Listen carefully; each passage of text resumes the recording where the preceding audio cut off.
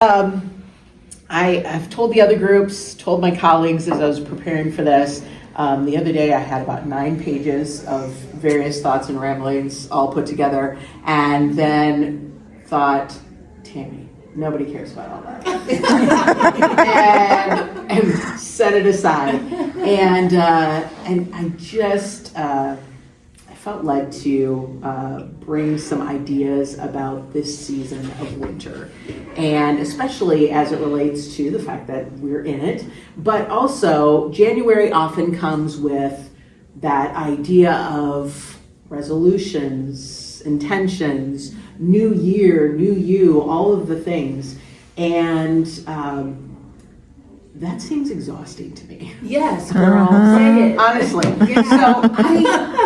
So full disclosure, as someone who is in the helping profession and cares for others, I was like, you know what, maybe I'm the only one, but I don't have a big appetite for that.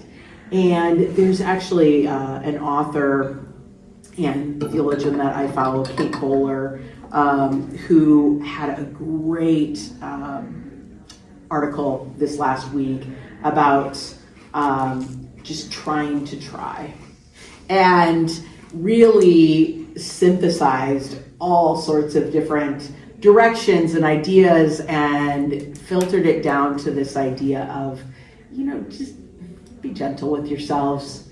Figure out what is that one thing each day that would be life-giving and nourishing. And at the core of our spirituality is that, that sense of what gives us a sense of meaning, of purpose, of drive, of motivation to kick our feet out of bed and climb out and go take on things each day. And it just, that spoke to me. And so from that, I just brought some ideas. In the middle of the page, you'll see the website noted where some of the ideas from on top came from. And then also I noted this book, Wintering, which is sitting over on that table there, that probably 2 years ago I utilized and read and just found really, really helpful in kind of a darker searching season of my life. So in the for what it's worth category. But a few things to think about as we're in this time of winter. What are the gifts that come from this season? Now, I realize that I am a bit of a unicorn in that I happen to like all of the seasons. I'm a big fan of winter as much as spring and summer and fall. That's why I live where I live. I grew up in South Dakota, and I've been in Iowa since 2002, and I'm here because I like stuff from all the seasons. So I'm right there with you. It's not popular. I get that. But when I went out early this morning and took the garbage out and took our dog out, I was in heaven because, it was cold. It was, high teens, but it wasn't windy, which is a win. Clear, crisp sky. Like you could still see the bit of the sliver of the moon and the stars, and it was quiet. And for that moment, I just took a deep breath in and, okay, all right, and just let that quiet moment happen.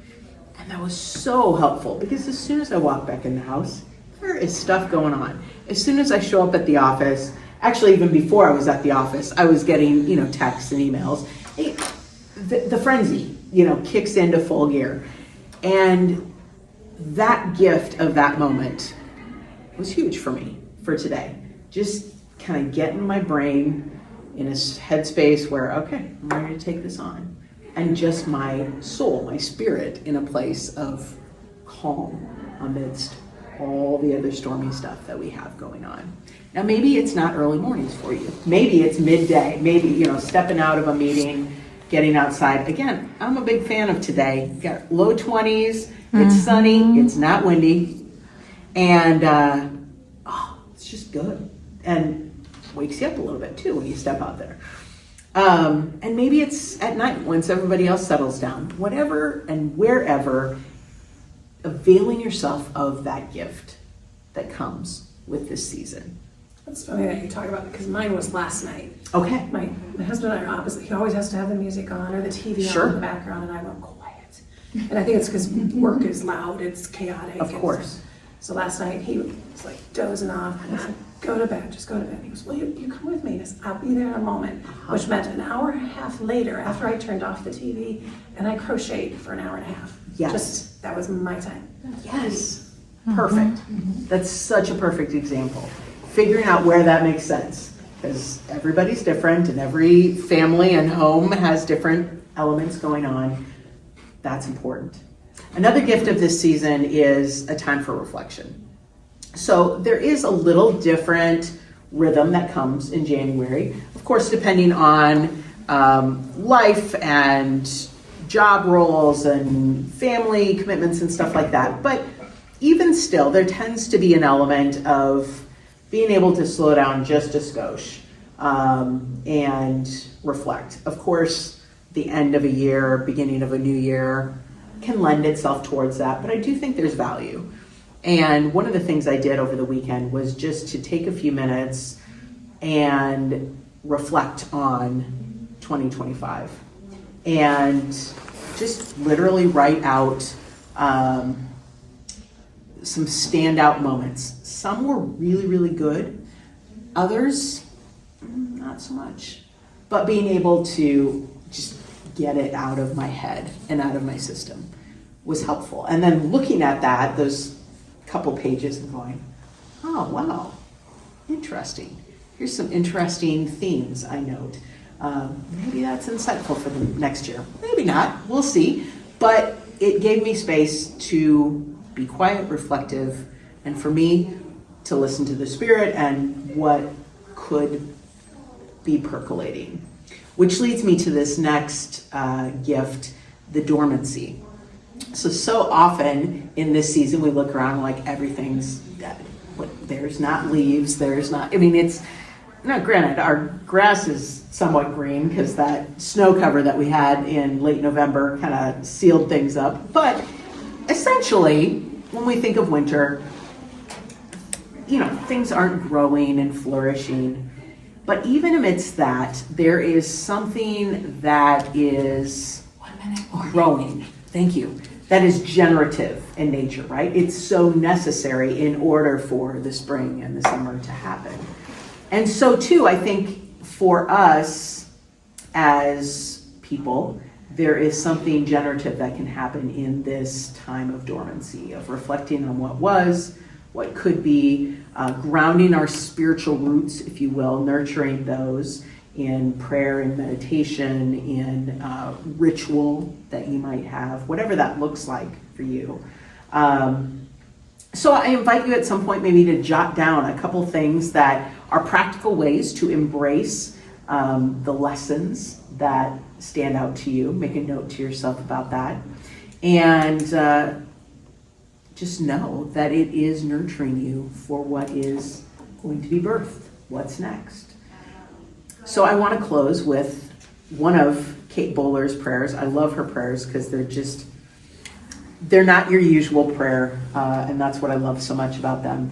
It is a blessing and a curse for the courage to try. Blessed are you, faced with the impossible. You who do not take your eyes away from what threatens to swallow you whole. You who stare down reality, though your heart quickens. You for whom action comes swiftly as you chart the next step or bulldoze a new path for yourself. You know how to turn hope into action. And blessed are you who, when you've come to the end of what is possible, find the courage to live there too. Blessed are we who are learning how to hope and how to let go, when to act and when to stop. Balancing the impossibility of so much love and so much to fear together. Cheers to the sacred loop of trying. Try, cry, try again, reheat the coffee, repeat. Amen. Amen. Yeah.